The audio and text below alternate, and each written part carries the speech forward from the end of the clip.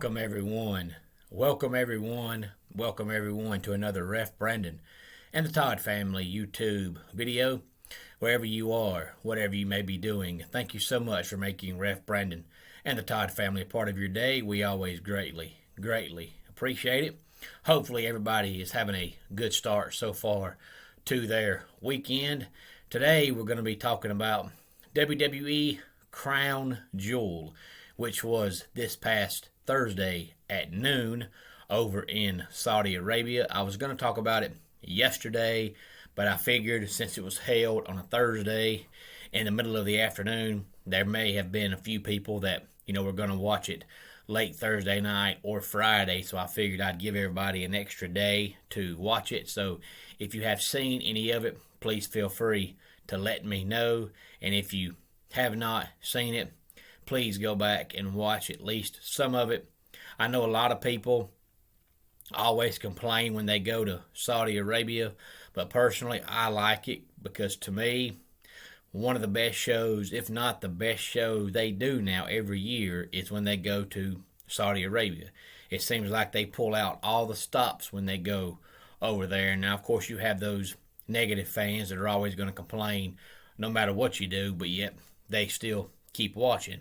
But to me, outside of maybe WrestleMania, just because it's the biggest spectacle in WWE, the Saudi Arabia shows are always really good, and this one was no different. It was good as well. The pre-show match was the Usos, who beat the team of Cedric Alexander and Shelton Benjamin. Of course, Cedric and Shelton are the Hurt Business, and it was originally those two along with MVP and Bobby Lashley, and of course they broke them up for a while, and now they have put Shelton and Cedric back with the Hurt Business, but of course MVP is now out with an injury. Hopefully he'll be back sooner rather than later. We kicked off the main card with Hell in a Cell match between Seth Rollins and Edge, which was a great way to kick off the main card, and Edge won that. And then we had Mansoor beat Mustafa Ali in a one-on-one match. And then we had the tag team of Randy Orton and Riddle, better known as RK Bro, beating AJ Styles and Omos to retain the Raw Tag Team Championships. And if you do not currently watch WWE, I encourage you to go back and watch Riddle. Some of the stuff he does, they say Vince McMahon is now very high on him because the way he is on TV is the same way he is in real life. And I like that because it means that his character is easier for him because he doesn't have to put on a facade. It's just, him. But he can be pretty annoying, but he can also be pretty funny sometimes. So I encourage you to go watch some of the work from Riddle, who used to be Matt Riddle, and they just dropped the Matt. And then we had Zelina Vega beating Doudrop to become the first ever Queen of the Ring. And then we had Goldberg beating Bobby Lashley in a no-holds-barred match. And I got to give props to Bobby Lashley because he made Goldberg look good. That was a great match. That's probably the best match Goldberg's had since ever, because even back when Goldberg wrestled, Goldberg couldn't wrestle. But Bobby Lashley actually made Goldberg look good, so props to Bobby Lashley for that, because that is not an easy thing to do. And then Xavier Woods beat Finn Balor to become the King of the Ring.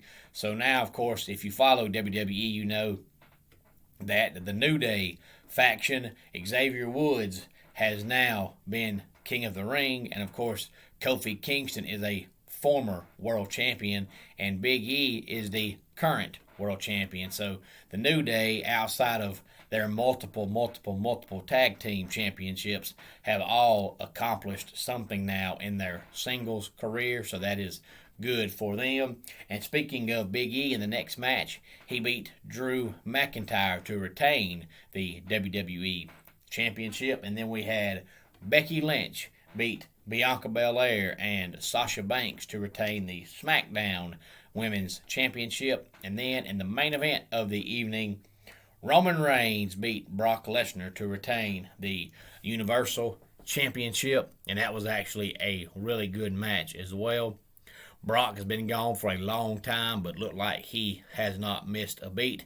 That was a phenomenal match, and I'm so glad that they're deciding, at least for the foreseeable future, to keep Roman Reigns as a bad guy, because he's so much better as a bad guy. So if you have not watched Crown Jewel, please go back and at least watch bits and pieces of it.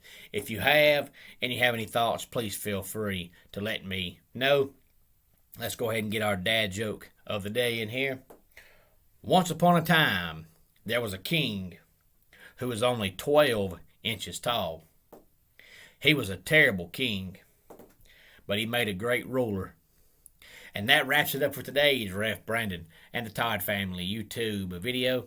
Until next time, it's Ref Brandon saying, just like in pro wrestling, life can be over by the count of 3. Tell your friends and family how much you love them. Bye.